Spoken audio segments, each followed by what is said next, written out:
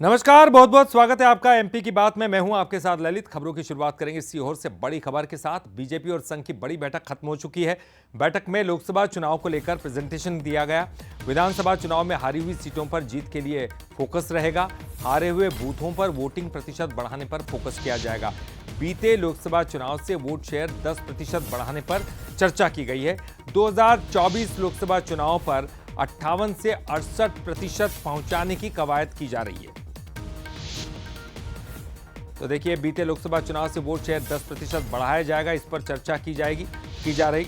और देखिए, इस पर फोकस है कि किस तरह से अपना वोट प्रतिशत बढ़ाना है उन बूथों पर भी जहां पर उनको जीत हासिल हुए, और हारी हुई बूथों पर खासतौर पर फोकस रहेगा कि वहां कैसे जीतना है।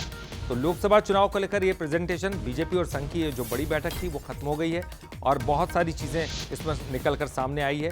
लोकसभा चुनाव को लेकर इस बैठक में कई मुद्दों पर चर्चा की गई।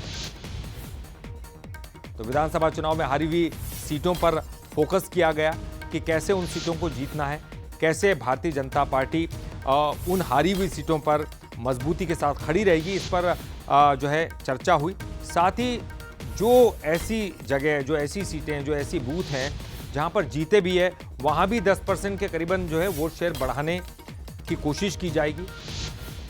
तो बीजेपी और संघ की ये बड़ी बैठक जो कि खत्म हो गई है सीहोर में, तो ये बड़ी बैठक जो कि संगठन से जुड़ी हुई थी, और भारतीय जनता पार्टी के कई ऐसे मुद्दे हैं जो जनता तक पहुंचाने हैं। और इस वक्त हमारे साथ फोन लाइन पर हमारी सहयोगी रंजना दुबे जुड़ गई हैं। रंजना जी, क्या कुछ बातें निकलकर सामने आई है इस बैठक के खत्म होने के बाद?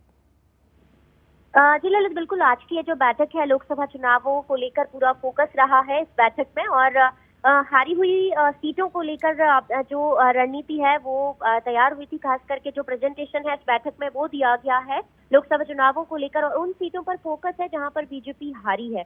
तो कैसे वोट शेयर उन पर बढ़ाया जाएगा, और हारी हुई जो बूथ है उन पर इस बार वोट शेयर बढ़ाने को लेकर जो रणनीति है वो तैयार हुई है। खास करके पिछले लोकसभा चुनावों में वोट शेयर की अगर बात कर ली जाए तो 58% था, तो इस बार 68 से 70% करने को लेकर जो रणनीति है वो तैयार की गई है। और राम मंदिर की जो प्राण प्रतिष्ठा होने जा रही है उसको किस तरीके से आम जन तक लेकर जाया जाएगा, इस पर भी आज की इस बैठक में चर्चा हुई है। और अब ये जो बैठक है यहाँ पर हो चुकी है, और इसके बाद अब कल से ही जो कार्यकर्ता है वो अपने मिशन 2024 के लक्ष्य में जुट जाएंगे, और तमाम बूथों पर काम, रणनीति, मजबूती को लेकर जो रणनीति है वो तैयार हो जाएगी।